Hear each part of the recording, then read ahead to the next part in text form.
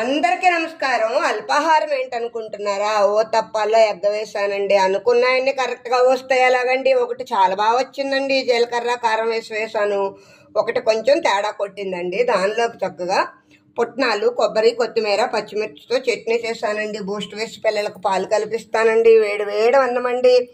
దానిలోకి చాలా చలిగాలులు వేస్తున్నాయి కదా అండి, మీకు చూపించడం కోసం అల్లం, మిరియాలు, చింతపండు, బెల్లంతో చారు చేశానండి. కర్రీ ఏంటనుకుంటున్నారా? అది కొబ్బరి కూరు, ఒక కాకరకాయ ఫ్రై చేశానండి.